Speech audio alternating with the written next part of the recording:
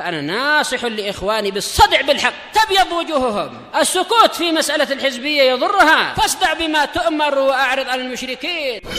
سلامي على دماج ورجالها والشيخ يحيى ودار العلم يا سعد بانيها. Bismillahirrahmanirrahim. Alhamdulillah hamdan katsiran tayyiban mubarakan fih kama yuhibbu rabbuna wa yardah. Asyhadu an la ilaha illallah wahdahu la syarika lah wa asyhadu anna Muhammadan abduhu wa rasuluh sallallahu alaihi wa ala alihi wa ashabihi wa man tabi'ahum bi ihsanin ila yaumiddin. Amma ba'd.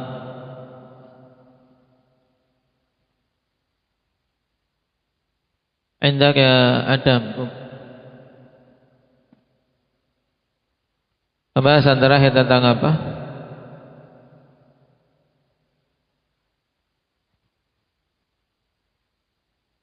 Dari azkar yang kita ambil pada kitab ini. Nah, itu terkait bacaan istiftah untuk salat malam.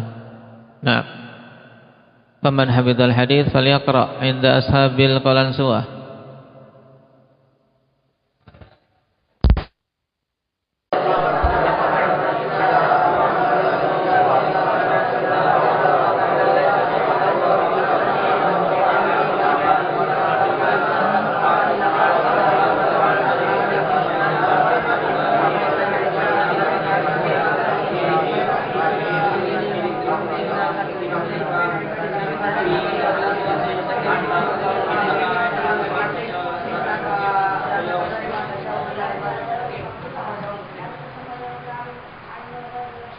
Ashabul Amaim. Bismillahirrahmanirrahim. Aisyah radhiyallahu anha qala Nabi sallallahu alaihi wasallam idza qama min al-laili fa salatahu Allahumma rabb jibril bika rafi'a al-bayn alim qadr samawati wal ard alim al-ghaibi wash shahadah Allah rahmatil ibadik bima kanu yafalihun ihdini wa fina bi idnik innaka tahdi ma tasha ila siratal mustaqim. Akramu Muslim. Melaba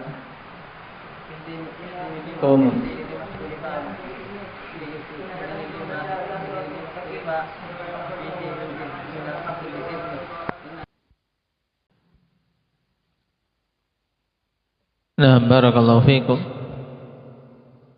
Doa ini akhwan, termasuk doa yang penting karena kandungannya yang berisi tentang permohonan untuk mendapatkan hidayah dari Allah Subhanahu wa taala pada perkara-perkara yang diperselisihkan oleh manusia. Ihdini limakhtalifa fihi minal haqqi bi'idhnik innaka tahdi man tasha'u ila siratim mustaqim. Nah,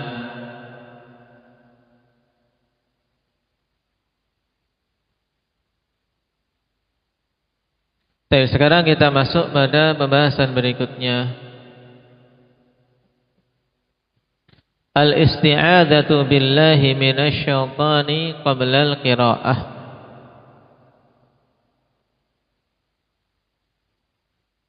Isti'adzah billah, meminta perlindungan kepada Allah Subhanahu wa taala sebelum membaca Al-Fatihah di dalam salat. Dan Allah Subhanahu wa taala telah perintahkan fa idza qara'tal Qur'an fasta'idz billahi minasyaitonir rajim. Apabila engkau hendak membaca Al-Qur'an, maka mintalah perlindungan kepada Allah Subhanahu wa taala dari syaitan yang terkutuk. Perintah ini akhwani fillah umum, baik seorang membaca Al-Quran di dalam salat maupun di luar salat. Nah, dan Nabi SAW telah mencontohkannya, di mana beliau sebelum membaca Al-Fatihah, beliau isti'adzah billah, memohon perlindungan kepada Allah Subhanahu wa taala. Terjadi khilaf tentang hukum isti'adzah di dalam salat. Apakah tingkatannya wajib ataukah mustahab? Setelah mereka semua bersepakat tentunya tentang disyariatkannya. Yang berpendapat tentang wajibnya berdalil dengan zahir dari ayat fa idza qara'tal Qur'an fasta'id billahi minasyaitonir rajim. Nah, di sini fasta'id billah, maka isti'adzahlah, mintalah perlindungan kepada Allah Subhanahu wa taala. Nah, dan al-asl fil amr yufidul wujub. Hukum asal dari perintah itu memberikan faedah wajibnya.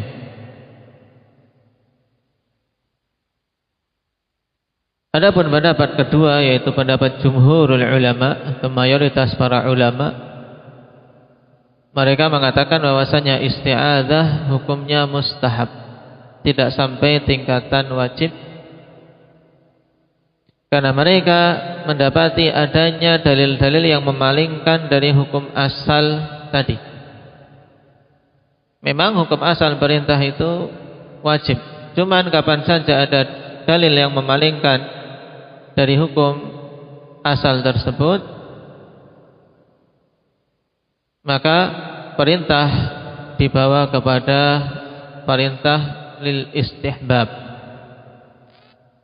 Di antara dalil yang memalingkan akhwan, yaitu hadis tentang kisah al-musi' fi salatih. Ketika Rasul sallallahu alaihi wasallam mengajari seorang yang salatnya tidak betul-betul. Nah, shalli fa innaka lam tusalli. Salatlah engkau karena sesungguhnya engkau belum salat. Diulangi lagi. Masih sama salatnya juga belum betul. Sampai 3 kali, kemudian menyerah dan meminta diajari kepada Nabi sallallahu alaihi wasallam. Maka yang Rasul sallallahu alaihi wasallam katakan, "Idza qumta ila sholati fakabbir tsumma qra' ma tayassara ma'aka minal Qur'an." Jika engkau hendak berdiri salat, maka takbirlah takbiratul ihram, kemudian bacalah yang mudah bagimu dari Al-Qur'an. Nabi tidak memerintahkan, tidak menyebutkan isti'adzah sebelum qiraatul Qur'an. Nah,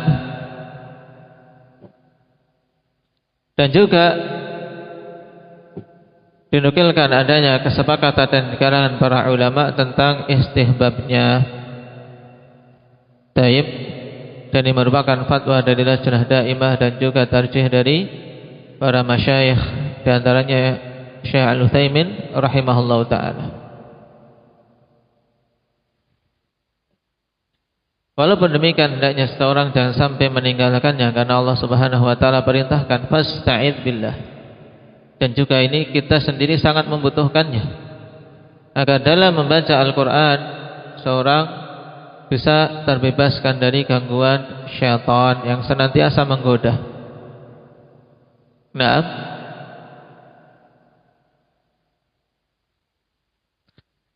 kemudian setelah khilaf tentang asal hukum isti'adzah di dalam salat yang kita ketahui sunnahnya, kemudian pembahasan berikutnya, apakah isti'adzah itu dibaca pada setiap rakaat. Ini juga terjadi silang pendapat di kalangan para fuqaha. Nah, bacanya apakah di rakaat pertama saja ataukah di setiap rakaat. Taib, Syekh Ibnu Utsaimin rahimahullahu taala menegaskan kalau seorang membaca isti'adzah di awal qiraah, yaitu pada rakaat pertama saja, itu cukup. Nah, maka itu cukup. Taib, walaupun akhwat tentunya apabila seseorang membaca di setiap awal membaca Al-Fatihah, maka itu khair. Kenapa? Karena setelah membaca Al-Quran dia ada bacaan-bacaan yang lain dari bacaan rukuk, i'tidal, sujud, yang itu tentunya bukan bagian dari Al-Quran. Sehingga pada rakaat kedua, ketika dia memulai bacaan Al-Fatihah lagi, maka ketika dia mengulangi isti'adzah itu lebih bagus. Lebih bagus. Baik. Sekarang disebutkan di sini lafaz isti'adzah yang dicontohkan oleh Rasulullah sallallahu alaihi wasallam di dalam salat. Qala Syekhuna hafizahullah ta'ala an Abi Sa'id al-Khudri radhiyallahu anhu qala kana Rasulullah sallallahu alaihi wasallam yaqulu qabla al-qira'ati fi as-salah a'udzu billahi as-sami'il 'alim minasy syaithanir rajim min hamzihi wa nafthihi wa nafthihi. Dari Abi Sa'id al-Khudri radhiyallahu anhu,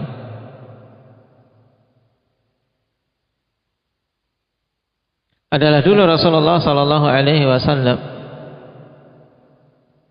membaca sebelum memulai qiraah Al-Qur'an di dalam salat, membaca a'udzu billahis samii'il 'alim, maka minta perlindungan kepada Allah As-Sami' Al-'Alim, zat yang maha mendengar dan zat yang maha luas ilmunya.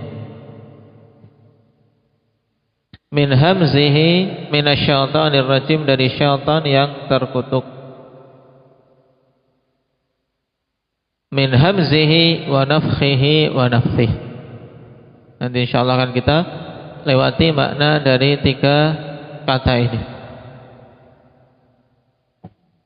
Baik. Kita baca dulu tahqiq dari hadis tersebut. Rawahu Abu Dawud wa Tirmidzi wa lafdzul madzkur hasan bima sayati dzikruh. Lafaz yang disebutkan di sini hukum akhirnya adalah hasan. A'udzu billahi as-sami'il 'alim minasyaitonir rajim min hamzihi wa nafthihi wa nafthihi. Walaupun seorang ketika mengatakan a'udzu billahi minasyaitonir rajim sebagaimana zahir dari ayat, maka itu cukup. Akhrajahu Abu Dawud wa Tirmidzi wa Ahmad wa Ibnu Majah wa Ibnu Khuzaimah wal Baihaqi fi Sughra fi tahqiqina. Syekh memiliki tahqiq untuk kitab Sunan Sughra lil Baihaqi. Wa akharun min tariqi Ja'far bin Sulaiman ad-Dubai qala haddatsana Ali bin Ali ar-Rifa'i an Abi al-Mutawakkil an-Naji an Abi Sa'id al-Khudri radhiyallahu anhu qala kana Rasulullah sallallahu alaihi wasallam idza qama minal laili ila salati kabbara thalathan thumma qala subhanakallahumma wa bihamdika tabaraka ismuka wa ta'ala jadduka wa la ilaha ghairuk. Riwayat ini telah kita baca sebelumnya. Taib. Penguat juga untuk bacaan istiftah dengan bacaan ini. Thumma yaqul la ilaha illallah 3 marrat. Thumma yaqul Allahu akbar 3. Thumma yaqul a'udzu billahi as-sami'il 'alim minasyaitonir rajim min hamzihi wa nafthihi wa nafthihi. Syahidnya sebelum beliau membaca Al-Fatihah ta'awud dengan bacaan ini. Qala Ibnu Katsir fi tafsirih wa qad fasara al-hamz bil mautah wa hiyal khanaq. Ibnu Katsir dalam tafsirnya menafsirkan bahwasanya min hamzihi al-hamz yaitu al-mautah, yaitu cekikan. Minta perlindungan kepada Allah dari cekikan syaitan. Wa nafkhihi an-nafkh bil kibr, tiupan syaitan menjadikan seorang gemedi, menjadikan seorang merasa besar. Nafkh Ditiup syaitan jadi apa? Jadi merasa besar, sombong. Naam. Menjadi apa? Menjadi merasa besar. Dalam bahasa Jawanya gemede. Nah, ini dari syaitan. Ditiup syaitan jadi besar. Adapun yang memang gendut besar, asli bukan tiupan syaitan, tidak masalah. Ya Beb. Baik. Wa nafakh bil kibr, yaitu ditiup oleh syaitan dengan apa? Tiupan kesombongan. Maksudnya kesombongan syaitan. Dan syaitan ikhwan dedengkot makhluk yang sombong. Bahkan yang menjadikan dia celaka adalah kesombongan yang ada pada dirinya. Sombong untuk tunduk kepada perintah Allah Subhanahu wa taala, sujud kepada Adam. Maka kesombongan sangat berbahaya. Sombongan dari syaitan. Wa nafthihi wa naftha bisyi'r. Nah, tapi nafas yaitu dengan syair. Nafas, nah, yaitu meniup dengan sedikit ada ludah, ini asalnya. Nah, jadi ruqyah syaitan. Jadi kayak ruqyahnya syaitan dengan syair-syair, dengan nyanyian-nyanyian yang membangkitkan hawa nafsu, membangkitkan syahwat. Makanya dikatakan oleh para ulama bahwasanya al-ghina ruqyatus syaitan. Ghina itu ruqyahnya milik syaitan. Yaitu nyanyian-nyanyian, lagu-lagu, nah, musik-musik yang membangkitkan syahwat. Wa qila hamzuhu al-mu'tah, yakni al-junun. Dikatakan juga tentang makna al-hamz, yaitu mu'tah, yaitu kegilaan. Kegilaan yang disebabkan oleh syaitan. Intinya ini semuanya keburukan yang kita meminta perlindungan kepada Allah Subhanahu wa taala darinya. Kama fassarahu Ibnu Mas'ud radhiyallahu anhu 'inda Abdur Razzaq fil Musannaf wal Kabir li Tabrani. Qala wal haditsu dha'if. Nah, hadis yang disebutkan tadi dari Abi Sa'id, nah, dari sisi sanad secara bersendirian ada kelemahan, dhaif.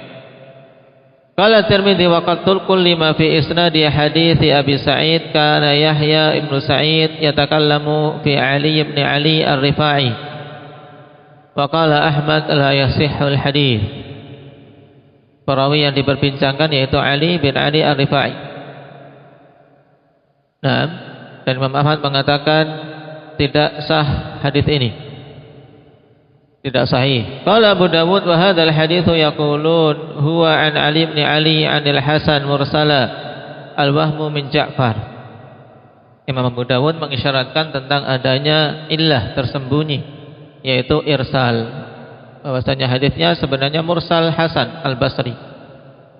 Ada kekeliruan pada perawi.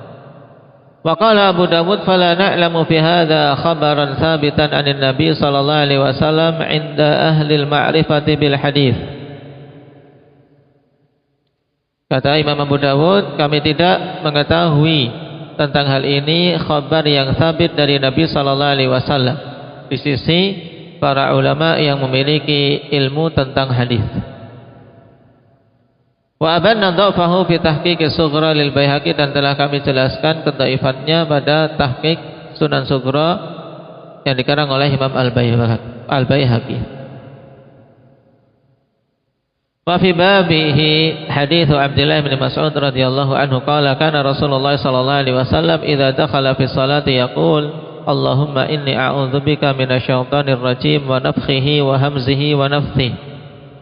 Wa abantu dha'fahu fi tahqiqina ala sughra wa akhrajahu Ahmad wa Ibnu Majah wa Ibnu Khuzaimah fi sahihi wal Hakim wa dha'fahu al-Busiri fi Misbah az-Zujajah li'annahu min tariqi Muhammad bin Fudail an Atha ibn Sa'ib an Abi Abdurrahman as-Sulami wa Atha ibn Sa'ib mukhtalid wa sama'u Muhammad ibn Fudail minhu ba'da al-ikhtilat wa qila inna Sulami lam yasma' min Ibn Mas'ud.